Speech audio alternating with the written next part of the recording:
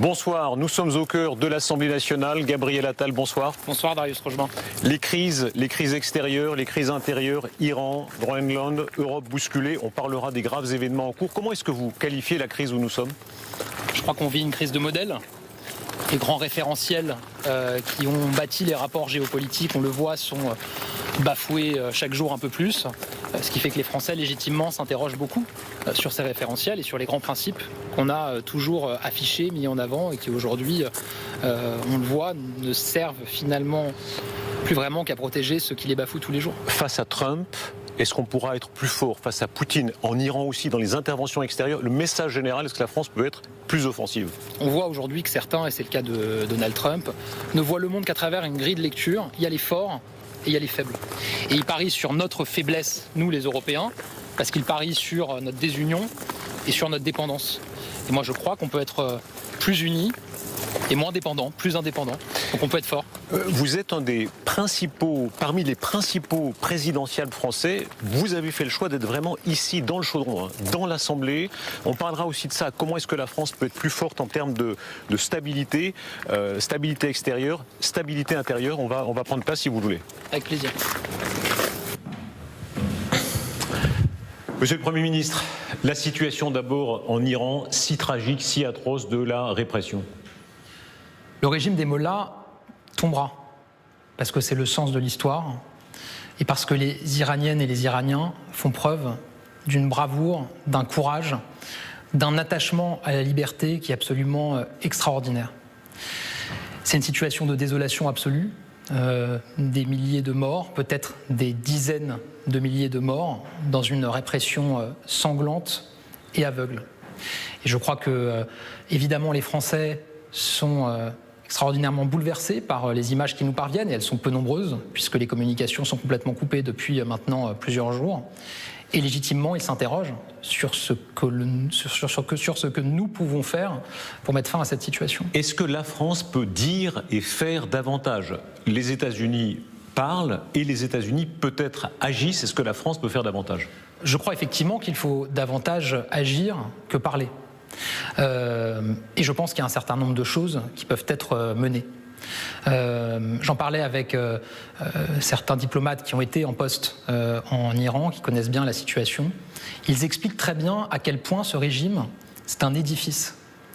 Et un édifice, vous le déstabilisez si vous déstabilisez sa tête, mais si vous êtes capable de déstabiliser l'ensemble des pierres qui soutiennent cet édifice. Par exemple, en menant une politique de liste extrêmement précise, on sait le faire aujourd'hui avec les leaders du régime, mais il faudrait le faire de manière granulaire pour chaque commissaire de chaque quartier qui participe à la répression, pour qu'il sache qu'il a été identifié, qu'il se dise qu'il y aura un lendemain quand le régime tombera, et que finalement les exécutants se retournent contre les décideurs, ou en tout cas participent moins à la répression qui est organisée aujourd'hui. C'est ce que dit Trump dit faites des listes. Parce qu'ils se diront, oui, je crois qu'il faut le faire pour que les exécutants se disent il y aura un après.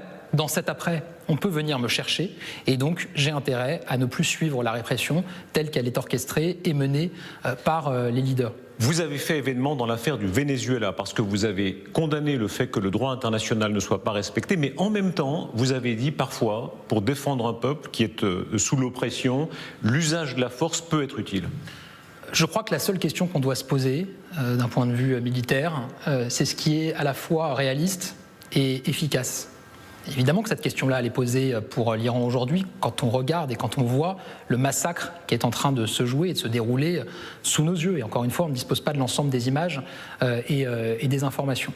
Je pense que sur ce sujet-là, il faut se garder de paroles définitives, dans un sens ou dans l'autre. Je le dis parce que j'ai entendu certaines déclarations récemment de certains responsables qui donnent le sentiment qu'il faudrait exclure par principe toute intervention en Iran. Je ne crois pas que ce soit rendre service aux Iraniennes et aux Iraniens qui se battent, parce que derrière, ça permet aux mollahs et aux leaders du régime de se dire finalement qu'ils peuvent y aller franco parce qu'il n'y aura pas de conséquences ou d'intervention possible. Ça veut dire, pardon, si vous étiez président de la République, vous considéreriez que la question d'une France qui participerait à une opération contre le régime, même militairement, pourrait se poser? Je vais vous dire, Darius Rochebin, ce sont des sujets qui sont graves. J'ai été Premier ministre et donc j'ai été responsable de la défense nationale.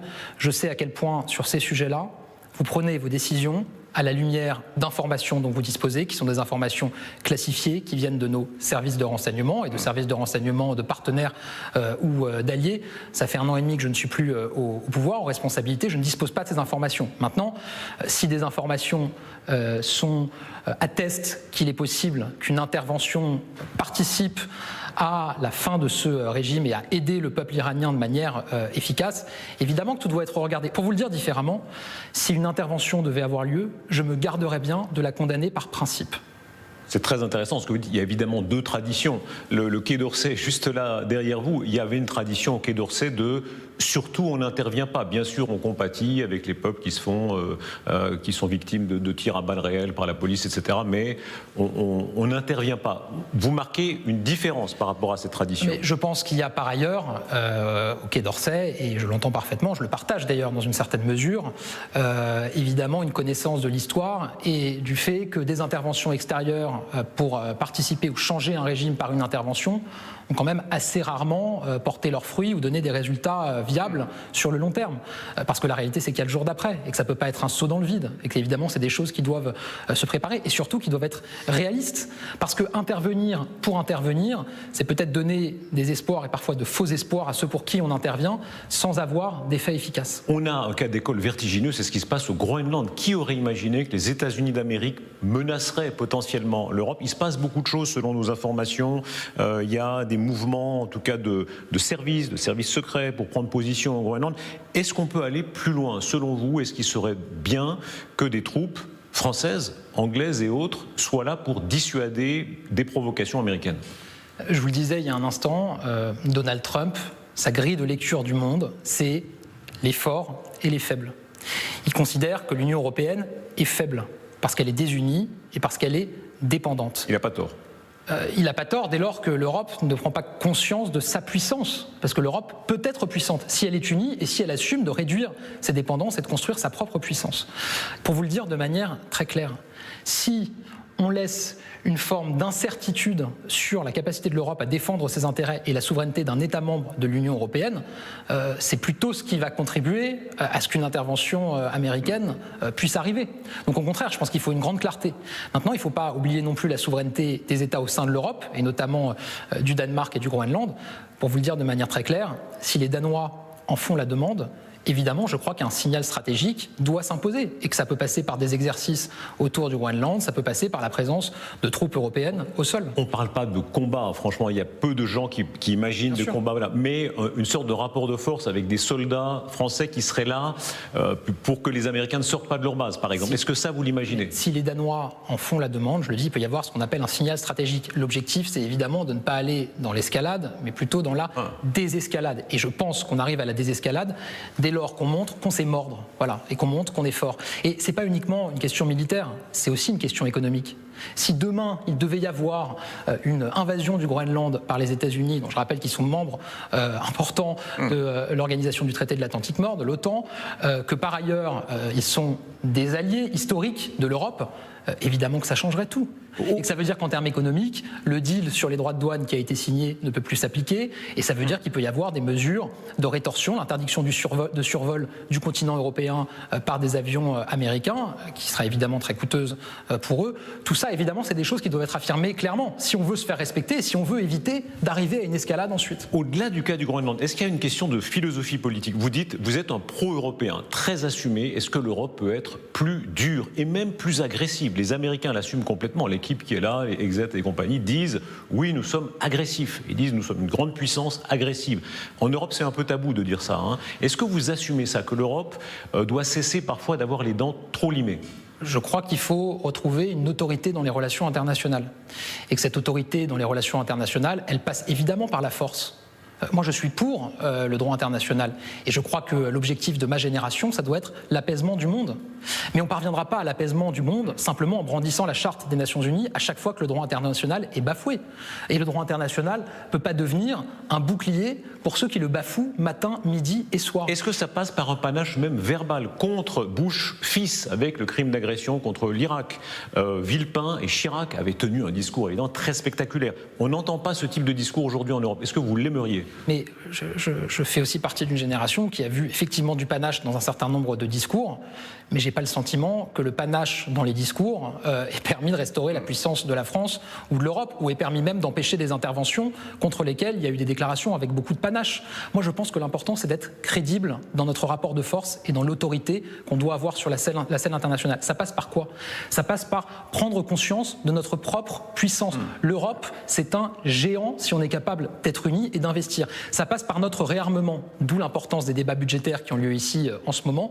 On doit réarmer profondément et massivement les pays européens pour être capable d'être respectés. Et ça passe par notre puissance économique, commerciale et technologique. La bataille qui se joue aujourd'hui, elle est aussi technologique avec les États-Unis, mais aussi avec la Chine. Ces derniers temps, parfois, la France a reculé sur des terrains où, historiquement, elle avait mené des coups, parfois d'ailleurs même à la limite du droit. En Afrique, on a vu, quand il y a eu le coup d'État contre Bazoum, la France a reculé. En d'autres temps, sous De Gaulle, sous Pompidou, sous Giscard encore, même sous Mitterrand, sous Chirac, parfois, la France assumait une espèce d'influence, comme les États-Unis, plus agressive. Est-ce que vous êtes nostalgique de ça?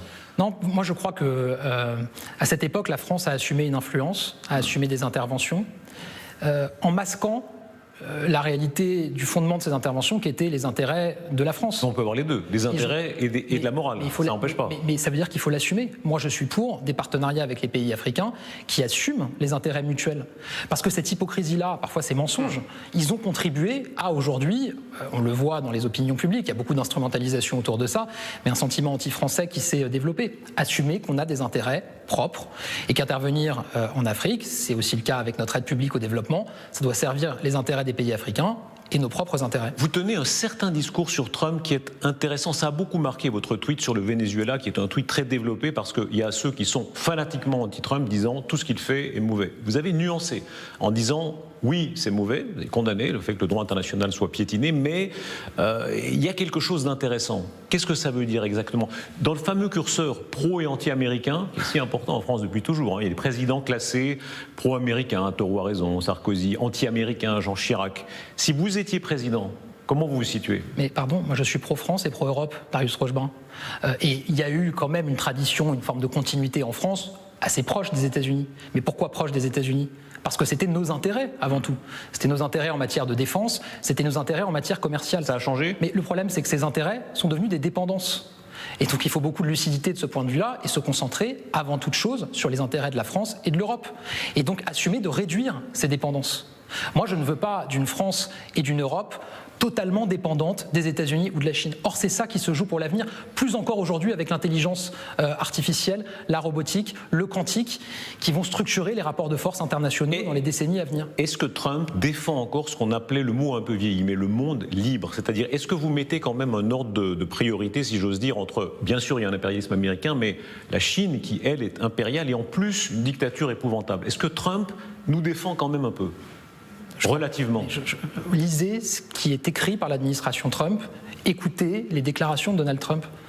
Dans le document stratégique de sécurité américaine, il a été écrit noir sur blanc que l'Union européenne, comme entité, comme institution, est un obstacle aux intérêts notamment économiques et commerciaux des États-Unis. Ils veulent casser l'Europe? Mais bien sûr, mais ils l'assument et ils le disent.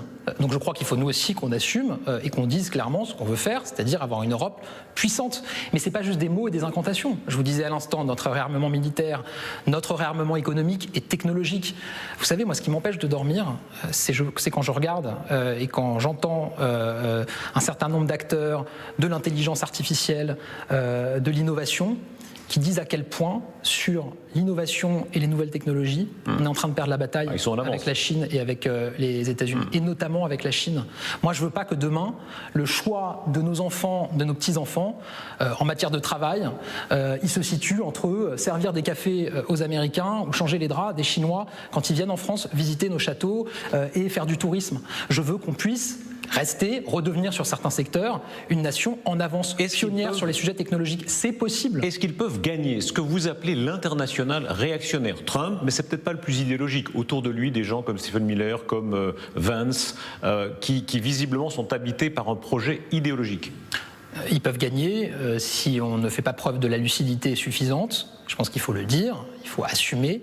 Il y a aujourd'hui une stratégie offensive, agressive, une forme de hargne contre l'Europe, mais qui d'ailleurs, je ne crois pas, uniquement mus par une forme d'intérêt géopolitique, mais aussi par une forme de haine des valeurs qui sont défendues par l'Europe. Est-ce que vous n'exagérez pas leur main ici, en France? Moi, je suis très frappé, à part peut-être Reconquête. Je pense que ce sont les seuls qui assument une forme de compréhension très forte de Trump, et même avec des nuances, en dehors d'eux.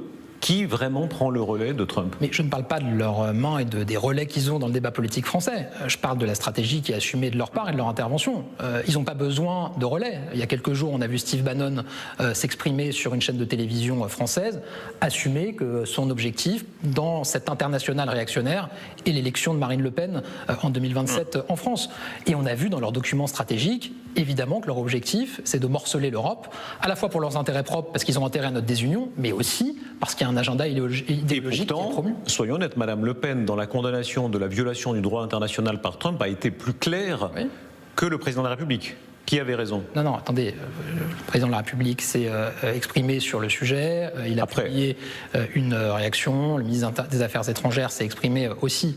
Voilà. Après, moi, je ne suis pas membre du gouvernement. Je ne suis pas là pour être le porte-parole du gouvernement ou du président de la République. Moi, je suis comptable des déclarations qui sont les miennes et des positions que je prends. En ce qui me concerne, ça a été très clair. Vous avez beaucoup joué, vous, au sens large, sur le thème l'ERN, parfois LFI, parti de l'étranger. Vous assumez ça? Il est établi, évident, qu'il y a eu des intérêts, des liens, notamment financiers, entre le RN et le pouvoir russe.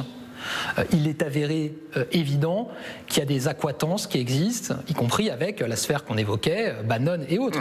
Je veux dire, on a beaucoup dit que Jordan Bardella avait refusé de faire son discours à l'événement qui était organisé aux États-Unis il y a quelques mois.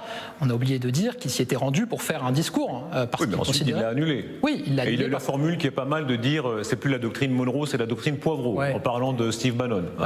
Il l'a annulé parce qu'il y a eu un salut nazi qui a été fait, mais enfin, il y est allé alors même qu'il est dit, qu'il est clair, qu'il est évident, qu'il est assumé par eux, qui veulent morceler l'Union européenne pour nous affaiblir. Cela étant, Monsieur le Premier ministre, si on exclut les extrémistes, ça c'est autre chose. Le fait que des conservateurs fassent campagne, est-ce que vous l'admettez au fond que les conservateurs aident des conservateurs? Quand Barack Obama faisait campagne en 2017, pour vous, pour le camp d'Emmanuel Macron, à l'époque vous ne parliez pas d'ingérence. Mais je ne le remets pas en cause, vous ne m'avez pas entendu mentionner l'ingérence quand je parle de ces déclarations. Je dis qu'il faut être lucide, qu'il y a des objectifs qui sont affichés et qu'en face de ça, il faut être lucide dans le combat qu'on doit mener. Et oui, il faut une forme d'international progressiste face à cet international réactionnaire. S'il s'agit de désamorcer le RN aujourd'hui est de fait le premier parti de France. On est dans cette situation-là, qu'on s'en réjouisse ou qu'on le déplore. Est-ce que ça passe pour une Europe qui se montre aussi ferme qu'eux en matière d'immigration illégale? Il se passe des choses incroyables, c'est-à-dire que beaucoup de gouvernements en Europe, sociodémocrates, parfois plus à gauche que vous, en tout cas théoriquement, même Mme Frederiksen au Danemark, dont on vient de parler, qui propose des choses avec beaucoup d'autres pays européens, des hubs de renvoi par exemple de réfugiés clandestins, illégaux, le polonais très européen tous qui dit on rétablit certains contrôles aux frontières. Est-ce que c'est le message que vous portez, vous aussi, si vous arrivez au pouvoir? Quand j'ai pris mes fonctions à la tête du parti Renaissance, j'ai indiqué qu'il fallait être lucide sur les succès et les échecs des dernières années.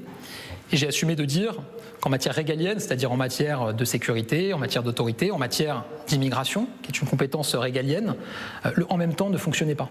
Et qu'il fallait assumer une ligne plus claire, plus ferme. Maintenant, vous ne me compterez pas parmi ceux qui singent le Rassemblement national, ou qui adoptent des positions qui me semblent contraires aux intérêts de la France. Mais sans le singer, pardon, avoir des mesures qui sont au moins aussi fermes, parce que être ferme contre ce qui est illégal, c'est pas être RN. Darius Rochemin, on a travaillé avec le Parti Renaissance, on a présenté 82 mesures sur les questions régaliennes et sur les questions migratoires. On propose un changement de système et un changement de modèle. Exemple concret, pardon, parce que souvent on dit, en général, en théorie, je vais vous dire. Et puis après, quand on entre dans le détail... Je vous donne des exemples concrets. On propose de passer à la préférence travail. Dire que la France a la vocation à accueillir une immigration. Dès lors qu'on a un contrat de travail, qu'on respecte nos règles et nos valeurs, on a vocation à pouvoir venir en France. Deuxième chose, on propose que pour identifier combien d'immigrés la France est capable d'accueillir, on se base notamment sur des recommandations que nous feraient les partenaires sociaux en matière de besoins économiques et que le Parlement vote des quotas d'immigration qu'on pourrait accueillir en France. Troisième chose, on propose d'importer, de s'inspirer de ce qu'on appelle le permis à points pour l'immigration qui a été mis en place au Canada, c'est-à-dire que pour sélectionner et choisir l'immigration qu'on accueille en France, on regarde un certain nombre de critères, le fait de travailler, l'absence de condamnation, la maîtrise de la langue, le respect des règles, etc. Le nombre de clandestins en France, moi ça m'a beaucoup frappé, je ne citerai pas les noms par charité, mais un certain nombre de ministres actuels ou de responsables, dans les interviews précédentes, ne savaient même pas le nombre de clandestins qui se trouvent en France. On a entendu 200 000, 300 000, 600 000, 900 000. Qu'un État ne contrôle pas son territoire, ça paraît tellement incroyable. Par définition, s'ils sont clandestins, c'est qu'ils ne sont pas déclarés, qu'ils n'ont pas de titre de séjour. Beaucoup touchent l'AME, donc on sait... Il y a des estimations et on sait que ça se compte évidemment en centaines de milliers. Donc il y a l'enjeu, d'abord, de faire en sorte de faire respecter nos frontières pour qu'il y ait moins de clandestins qui arrivent sur notre territoire. La limitation, du regroupement familial. Je sais que vous travaillez sur le sujet notamment. Mais on a fait des propositions sur le sujet, c'est dans nos 82 mesures. On propose de durcir les conditions du regroupement familial, notamment la période de résidence en France pour des étrangers qui demandent le regroupement familial et un renforcement des critères pour en bénéficier. Donc, mais il faut franchement du pragmatisme sur ce sujet-là, pas d'idéologie. On a besoin d'une part d'immigration. Alors c'est peut-être pas très populaire de le dire, mais j'assume de le dire. On a besoin d'une part d'immigration pour des intérêts économiques, mais pas seulement. D'une certaine manière. Un pays qui considère qu'il doit se fermer à double tour à toute entrée sur son territoire, c'est un pays qui est pas sûr de ses forces, qui est pas confiant dans son avenir et dans ses forces. Ce que fait Madame Meloni, il fut un temps où dans certains milieux dire Madame Meloni, on dira c'est quasi le retour du fascisme. Aujourd'hui, je suis très frappé de voir que même dans des milieux de centre-gauche, certains disent tiens, c'est intéressant parce qu'elle a fait venir un certain nombre d'immigrants légaux, mais en revanche, par exemple, pour le regroupement familial, comme vous, elle réfléchit à un durcissement. Et ce qui est intéressant, c'est que, vous l'avez dit, elle a fait venir des immigrants légaux. Ce qui n'était pas tout à fait ce qui était annoncé ou ce qui était présenté pendant sa campagne. C'est un classique, on fait campagne en vert, on gouverne en prose. La tradition. Pardon, en tout cas, moi, c'est pas mon référentiel. J'essaye d'être comptable des engagements que je prends. On peut être d'accord ou pas d'accord avec les positions qui sont les miennes ou qui ont été les miennes dans les différents ministères dont j'ai eu l'honneur d'avoir la charge. On ne peut pas trouver, je pense, d'engagement que j'ai pris, que je n'ai pas respecté ou que j'ai trahi. Gabriel Attal, la stabilité de la France, on voit notamment dans les agences de notation, dans le libellé maintenant des notes, ça, parfois quand elles ont été baissées, l'instabilité intérieure joue sur la crédibilité extérieure de la France. Est-ce qu'on est arrivé aujourd'hui, là, ici au Parlement, à la limite, disons, du supportable ? Je pense qu'il faut un budget, notamment pour ces raisons-là. Ce budget ne peut pas être parfait, par définition, et personne ne peut le trouver parfait quand on arrivera à un budget, parce qu'il n'y a pas de majorité à l'Assemblée nationale et qu'il faut trouver une forme de compromis. Moi, j'ai assumé, vous le savez, de prendre ce parti pris-là et de chercher les voies d'un compromis avec des forces de l'opposition pour trouver un budget au pays. On a la moitié du budget aujourd'hui qui a été adopté avec le projet de loi de financement de la sécurité sociale. J'ai assumé de dire qu'on le votait alors même qu'il y a dans ce projet de loi de financement de la sécurité sociale des mesures avec lesquelles on est en désaccord.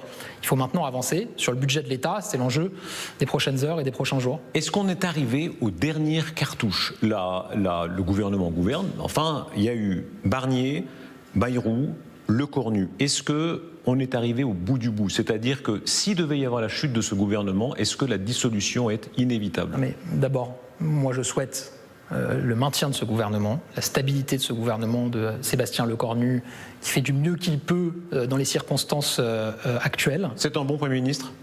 Je crois qu'il a réussi à faire adopter le projet de loi de financement de la sécurité sociale avec un vote, considéré que c'était impossible, et je le dis, je crois qu'il fait du mieux qu'il peut dans ces circonstances. Et ensuite, s'agissant de la dissolution, non seulement c'est pas ma prérogative, je ne suis plus dans l'exécutif. C'est pas votre spécialité. Et par ailleurs, chacun le sait, les Français le savent, je suis pas le mieux placé pour prévoir les dissolutions avant qu'elles arrivent, puisque je l'ai apprise au même moment que les Français, alors même que j'étais Premier ministre quand elle a été décidée. Donc je ne peux pas vous répondre sur ce sujet-là.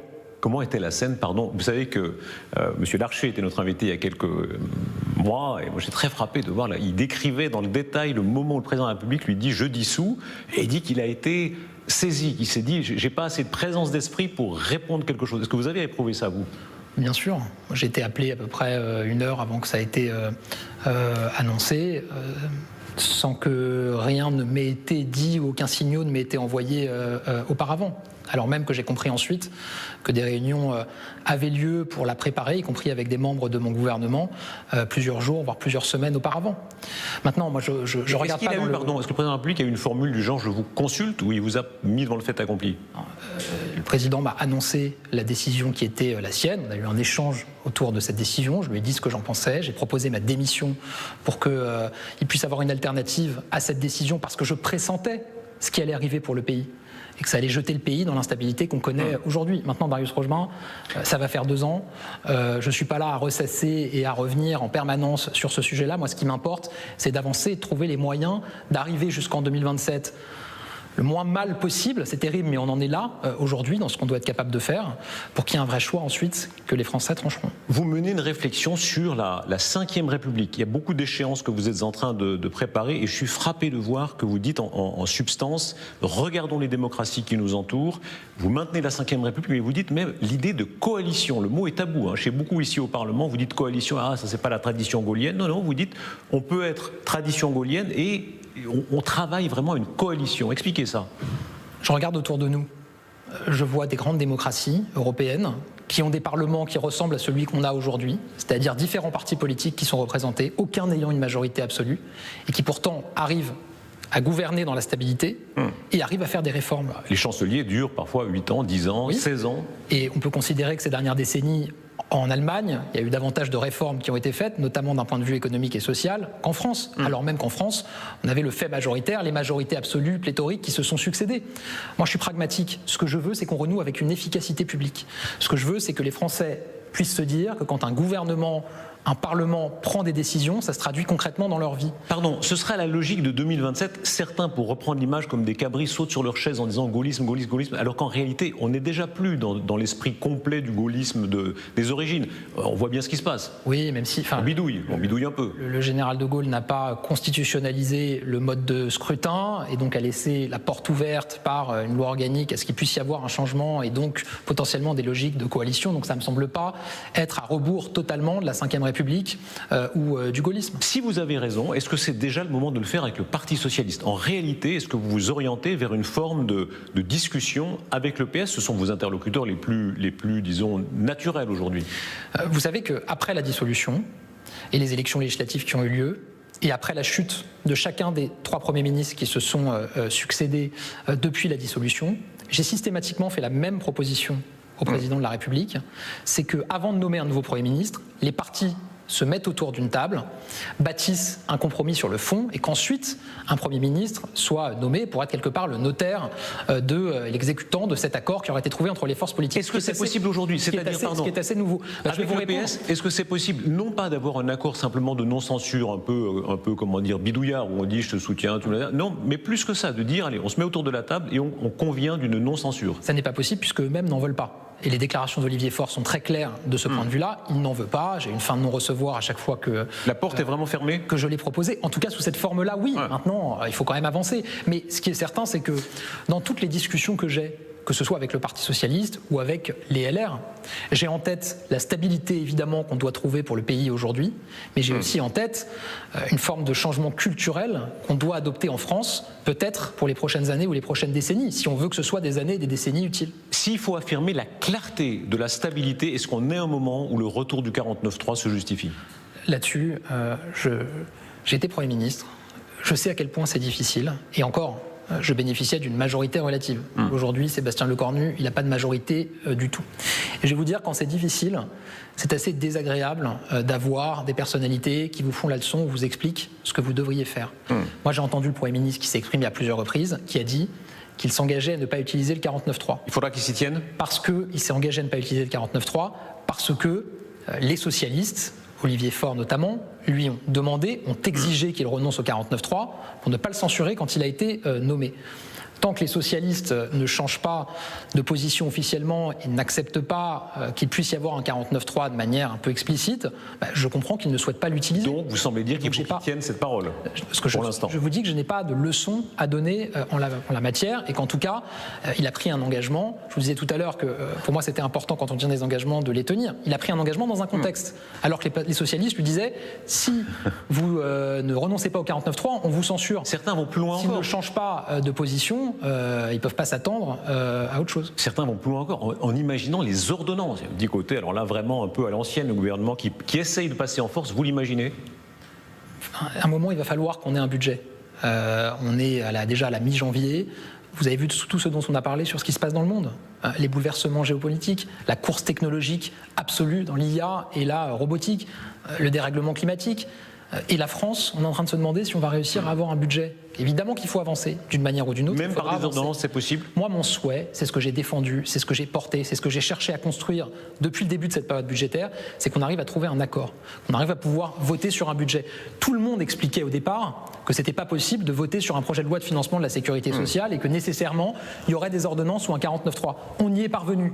Et je fais pas partie de ceux qui ont joué la politique du pire en expliquant qu'il fallait pas le voter. Monsieur le Premier ministre, dans cet univers d'instabilité générale dans le monde dont vous avez parlé et d'instabilité en France qui pose un certain nombre de problèmes, est-ce qu'on peut dire que le président de la République, au moins, alors on comprend que parfois vous êtes en désaccord, mais là reste un point fixe de sécurité? Mais vous savez, quand le débat sur la démission du président de la République a été exposé dans le débat public, que certains ont pris position pour la démission du président de la République, c'était le cas par exemple d'Édouard Philippe, parmi les raisons que j'ai évoquées pour m'opposer à ce que ce débat puisse avoir lieu, à ce qu'une pression puisse exister sur le président pour qu'il démissionne, j'ai notamment mis en avant la situation internationale. C'était une erreur qu'a faite Édouard Philippe ici? Je ne suis pas là pour donner les bons et les mauvais points. Chacun prend des positions. Si maintenant le président de la République avait annoncé sa démission, c'est ce que je suis en train de vous dire. Ce serait pire. Non, mais c'est ce que je suis en train de vous dire. Ce serait pire. Je vais vous dire clairement. La proposition qui a été faite, c'était de dire il faut que le président de la République annonce dès maintenant qu'il démissionnera dans 6 mois. Imaginez si aujourd'hui, avec tout ce qu'on voit dans le monde, avec les menaces américaines, avec la situation en Ukraine, vous imaginez si le président de la République était vu comme un président sur le départ, qui annonçait son départ mais qui est encore là? Vous pensez qu'il aurait pu réunir la coalition des volontaires pour l'Ukraine à l'Élysée avec des chefs d'État et de gouvernement du monde entier pour donner des garanties de sécurité à l'Ukraine en cas d'accord de paix ou de cessez-le-feu? Vous pensez qu'on arriverait à prendre des positions internationales en Europe pour essayer de rassembler, de nous unir et essayer de peser dans le monde? Évidemment que non. Il est allé trop loin. Mais encore une fois, chacun prend des positions et est libre de les prendre. Moi, j'ai pas à dire à un tel ou à un tel, tu n'as pas à prendre cette position, t'es pas légitime à le dire, faut pas le dire. Moi, je prends des positions. Vous avez dosé la distance. Je dis quand je suis d'accord ou quand je suis pas d'accord. Vous avez dit, je ne comprends plus le président de la République. Est-ce que c'était s'arrêter juste avant ce qu'on dise, ah, Brutus, traître? Moi, je ne raisonne pas comme ça. Moi, je raisonne en essayant de dire ce que je pense, ce en quoi je crois. Encore une fois, on peut être d'accord, on peut être pas d'accord avec moi, tout le monde a le droit, mais quand je parle, je dis ce que je pense, je dis ce en quoi je crois, et j'essaye de tenir ce sur quoi je m'engage. Stabilité intérieure, stabilité extérieure. Moi, je suis frappé de voir que dans le monde, quand on regarde la presse internationale, il y a, vu de l'extérieur, le candidat du RN, Madame Le Pen ou Jordan Bardella, qui apparaissent, et en dehors de cela, il y a un certain flottement. Est-ce qu'il serait temps, est-ce qu'il y a une urgence pour que votre camp ait clairement son candidat? Non, mais l'élection présidentielle, elle est dans 16 mois. Oui, ça va vite. Je crois, oui, ça va vite, mais vous conviendrez qu'il y a quand même un peu de temps avant que la campagne démarre. Et je pense qu'aujourd'hui, il y a une urgence intérieure qui est de doter la France d'un budget et de chercher à garantir une stabilité d'ici à 2027. Viendra ensuite le temps de la campagne présidentielle. Vous êtes en ordre de bataille. Je suis allé vous voir ce matin dans le QG de votre parti. Moi, je suis très impressionné. Vous avez un très grand QG. Pas loin d'ici d'ailleurs. Alors vous avez des très bonnes équipes, de nombreux militants, plein d'idées, plein d'envies. Faire la vente. C'est vous qui me lancez. Vous avez raison. Militants, de l'argent. Vous avez de l'argent parce que, évidemment, beaucoup de députés. Combien de députés exactement? 91. 91. En fait, vous êtes en ordre de bataille. Je suis chef de parti. Et donc ma responsabilité, c'est effectivement de mettre mon parti, Renaissance, en ordre de bataille pour l'élection présidentielle. Un vrai parti, ça compte. Hein. Beaucoup de vos compétiteurs potentiels ont une position, de la notoriété, etc., mais pas un parti. Et moi, je vois beaucoup aujourd'hui de candidats sans projet. Et moi, je veux que mon projet ait un candidat. Donc je travaille avant tout avec Renaissance, avec nos élus. On en a partout en France, des élus locaux, des élus nationaux, avec nos militants, nos adhérents, en consultant, en échangeant très largement, y compris avec des personnes qui ne sont pas d'accord avec nous. Je veux bâtir un projet pour le pays. On va devoir changer de modèle en 2027, parce que le monde a changé. Tout a changé, alors tout doit changer. Est-ce que Emmanuel Macron devra adouber un candidat ? Ça, c'est, encore une fois, il y a une élection présidentielle qui aura lieu. Les Français, ils auront à choisir entre plusieurs candidats. Allez, j'ai droit à une question piège Chacun quand même. s'exprimera. Je ne sais pas s'il y a des jokers pour les questions pièges. Est-ce que vous espérez qu'ils vous soutiennent? Non, mais Est-ce que vous espérez, vous imaginez la scène où le président de la République dit « Je soutiens M. Gabriel Attal pour la présidence de la République ». Darius Rochebin, ce que je suis en train de vous dire, moi ce que j'espère, c'est que le projet que nous sommes en train de bâtir pour changer notre modèle et permettre à la France de garder ses valeurs et de relever les défis qui viennent, j'espère qu'il pourra réunir une majorité de Français. Monsieur le Premier ministre, je me souviens quand vous racontiez que dans votre enfance, c'est votre père, n'est-ce pas, qui vous lisait Napoléon. Ouais. Quand on est biberonné à Napoléon, on a forcément une grande ambition. Peut-être. Si je n'avais pas d'ambition, Darius Rochebin, je ne me serais pas engagé dans les fonctions qui m'ont été confiées, évidemment. Maintenant, je pense que la situation est telle que mettre une ambition personnelle au devant de tout et en suprématie sur tout, ne me semble pas à la hauteur, et je pense que ça, les Français sont très vigilants à ce que ce ne soit pas le cas. Napoléon, c'est le pire ou le meilleur dans l'histoire. Je suis frappé de voir encore sur notre plateau, parfois quand on parle de Napoléon, il y a des passions. Ça fait un débat, bien sûr, un débat incroyable. Mais c'était à sa manière en européen. Je suis frappé de voir que vous considérez que l'Europe peut être plus offensive. Vous êtes un pro-européen très assumé, ce qui n'est pas très facile dans les temps qu'on traverse. Non, mais vous savez, dans notre échange, j'ai parlé sur certains sujets comme l'immigration. Moi, j'affirme des convictions. Je sais que pour certaines, elles ne sont pas majoritaires. Je sais que pour certaines, elles ne sont pas populaires, mais je les affirme parce que je crois que c'est ce qui est nécessaire pour le pays. Personne ne peut raisonnablement penser qu'on arrivera à être fort dans la compétition internationale, fort dans la guerre technologique, fort dans le renouveau des empires en étant seul. On sera fort parce qu'on sera plus unis au niveau européen. On sera fort parce qu'on affirmera une puissance qu'on ne peut avoir que dans une Europe unie. Cela se jouera en partie ici, au Parlement, nous y sommes, à l'Assemblée nationale. La question de troupes au sol, de réassurance, de maintien, de garantie d'un cessez-le-feu en Ukraine, ce sera peut-être une des échéances les plus immédiates et les plus concrètes et les plus importantes. Est-ce que pour vous, le Parlement devra voter là-dessus, l'Assemblée? D'abord, j'espère, comme vous le dites, que ce sera une échéance immédiate, ce qui voudrait dire qu'un traité de paix ou un accord de cessez-le-feu est conclu entre la Russie et l'Ukraine. On n'y est pas aujourd'hui et la Russie envoie des signaux qui sont totalement contraires à un règlement par un traité de paix ou un accord de cessez-le-feu. Ce qui veut dire que la première des priorités, et c'est aussi un enjeu ici dans les débats qu'on a, ça doit être de continuer à soutenir l'Ukraine militairement, économiquement. Première chose. Deuxième chose, cet accord de la coalition des volontaires qui prévoit des garanties de sécurité, y compris avec des troupes au sol, en cas de signature d'un traité de paix. Évidemment, j'y suis très favorable. J'ai été 3 fois en Ukraine depuis 1 an et demi. Je m'y rendrai à nouveau dans quelques semaines. Si un traité de paix ou un accord de cessez-le-feu est signé, que le positionnement de troupes est décidé, évidemment qu'il faudra que le Parlement vote. C'est l'article 35, je crois. Donc après 4 mois, je crois que c'est ça qui est prévu par oui, mais je veux dire, donc il faut voter. Je crois, Darius Rochebin, qu'avant même cette échéance-là, il faudra signer un traité avec l'Ukraine et que pour signer un traité, il faudra qu'il y ait une ratification par le Parlement. Monsieur le Premier ministre, merci. Question psychologisante. Vous connaissez les journalistes, c'est les pires questions, les plus bêtes, mais enfin, il faut les assumer. On n'est pas toujours obligé d'y répondre. Non, vous avez raison. Mais j'étais frappé. Vous avez pris un coup avec ce qui s'est passé lors de la dissolution surprise, et vous l'avez très bien exprimé tout à l'heure. Et beaucoup avaient le sentiment que là, vous aviez pris un coup. Voilà, on a le droit d'avoir des hauts et des bas dans la vie. Et aujourd'hui, vous avez repris, ça se voit dans les vidéos, une forme d'énergie. Est-ce que c'est vrai?